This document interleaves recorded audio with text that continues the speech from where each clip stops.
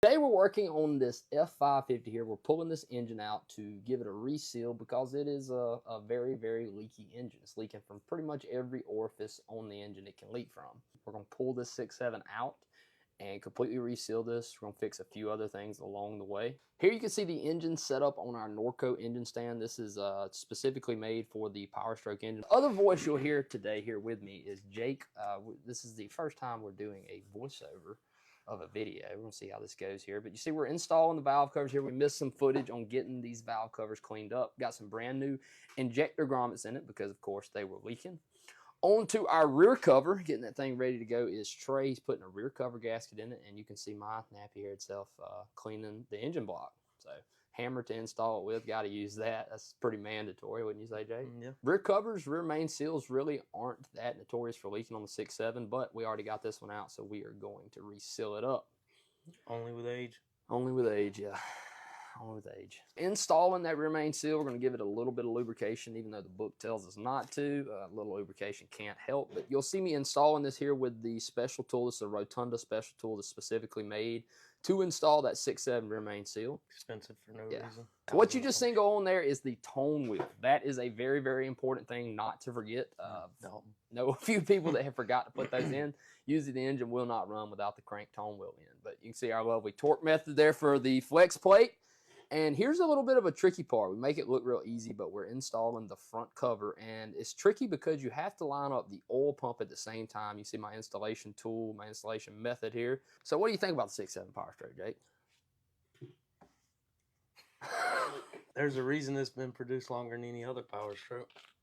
You can see me scratching my head a little bit trying to figure out what bolts go where. I have a method whenever I do things. I like all my bolts to be in one pile so I don't have to go looking in multiple piles, but that creates an issue when you do something probably this big because the bolt pile gets a little overwhelming sometimes. So something super common on the 6.7 powerstroke with a water pump. We're installing a brand new one because if the old one comes off, I'm not putting it back on ever. We're going to put a new one on it. We got to. Yeah, they could have made that a lot more simple.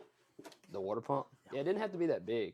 It definitely could have been a lot. Put a battery harness over it. Right. Well, I mean, they could have had 4 bolts in the center and made the channel the front cover instead of having a 4-foot water pump. It just don't make a lot of sense. Or you could just put the battery harness over the shroud like they did the last 30 years. See here on the front, we have our special service tool. This is for the front crank seal, also from Rotunda. We'll try to link some up down below. I'm not sure who all makes them. Another common place for the 6.7 to leak is this vacuum pump. On the 11 to 16 models, for some reason only, they would back the bolts out of it and cause a real bad oil leak. Here you can see me using my plastic razor blade scraper like Ford says, and here we're installing the correct silicone. It's not TA357 because that's what Ford tells you to use, and it doesn't really seal near as good as this stuff. Diesel gray, that's what the old guy told me when I started. Diesel gray if you want it to last and not leak anymore. So we put TA31, which is about equivalent to the old school diesel gray. Nice, nice. Maybe that oil pan won't leak again for a while. Much easier on a stand. Definitely the most common place for them to leak oil is this upper pan. You can see why it's huge, and if you really looked at the sealing surfaces on it, you would notice how small a surface they have for the silicone to actually stick to. And diesel engines, if you didn't know it, they have a lot more compression than gasoline engines, so they're usually naturally going to have more blow-by over time. So silicone, small surface combined with blow-by is really probably a lot of the reason why that oil pan leaks so bad. Here we're installing the oil cooler. This 6.7 has a oil to water cooler that's mounted on the side of the upper oil pan. Here's that battery harness Jake was referencing earlier. This thing is like so in the way. You'll see here in just a second when he routes it up. Yeah, right there around the water pump. When the engine is in the cab and you're leaned over the radiator, it is a nightmare trying to fight those little bolts out of there.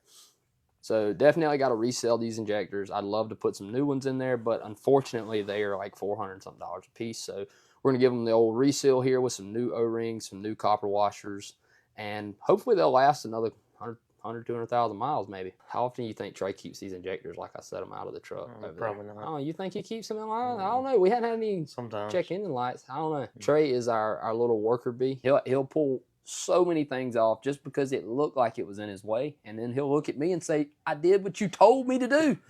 And I can't exactly argue with him in most cases. So that is Trey. He gets a lot done, but you got to watch him. You got to watch him. You got to be specific. He will get you. We've had problems with injector bolts before. I don't know if we got a wrong torque method here. We've had a couple injectors blow out over the years. I will say I never actually installed an injector bolt that come out. That was Jake and Trey. Wasn't me. The one that I did, the truck was making 40,000 PSI. True. It had other issues. I'll give you that, but not a good thing. Had to extract a few couple broken bolts out of the cylinder head. You see, we always usually get a crowd. I usually get distracted real easily. See Trey working, me not. It's generally how it goes. What in the hell am I doing? Good thing we cut the audio. Yeah. No telling what that conversation could be about. Not with Austin. The other guy there is Austin. He is a interesting character. I'll leave it at that. Yeah. Fuel rails going on. Got the old fuel rails. I'd love to put a new fuel system in here, but they're expensive, so we got to reuse stuff. See, you got the wires routed on the wrong side. I'll probably fix that later. We do that every time, it seems like. Route the wires on the wrong side of the high pressure fuel lines. On purpose. Yeah. Look at him. Got the Milwaukee wrench. He said my gear wrench didn't grab it good enough, man. Oh, yeah. Fuel return line, that thing can be really, really tricky. Routing the harness around. See, there's really not a lot to this engine when you get, all the crap they stack on top of the engine out of the way. You can get stuff a lot easier. EGR cooler going on. Wish it wasn't, but hey, some people like to abide by the law. EPA and stuff, Those little bolts are bad about breaking. We're getting this thing wrapped up here. We're actually getting pretty close. We can't install the turbo in the engine because I use the turbo where the turbo mounts to the block. I have an adapter plate that goes there that I rig up to a chain, hook the forklift on. See, brand new crankcase filter. Probably the most important thing you can do. The most important thing we did on the whole truck. Now we're getting this thing rigged up again. I think you've seen this footage a little bit earlier. I had to double it up, make the video a little longer for them ads. So here we go, off the ground. Got to disassemble this thing. Disassemble this thing. See, there's my handy friend Dalton coming to assist me. Yeah. Handy. All right. This is hands down the easiest way to install mate engines and transmissions together. If you do it in the frame, you're doing it the wrong way. This is so much easier. You don't have to fight around everything.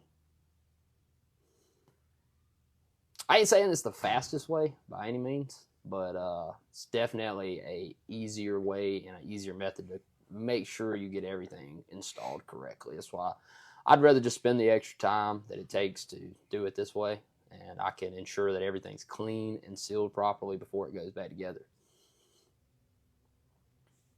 Engine mounts. Got some little bitty bolts holding things on too. I think you'd have bigger bolts for a big old diesel engine, but I guess they hold. All right, we're off to the wonderful parking lot.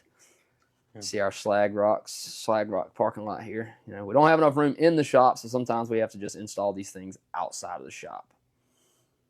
Watch them booger pickers, Trey. There we go. All right, this is the towing machine. Look at there. Pulling that thing up there. All right, couldn't get no more than that, so we're going to get the forklift. Yeah.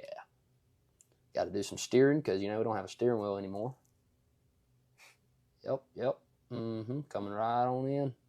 And the cab is back on. It took a little bit longer than that cut you just seen to install the rest of the stuff back on, but we did get it all back on. So that is our 6.7 Powerstroke Reseal.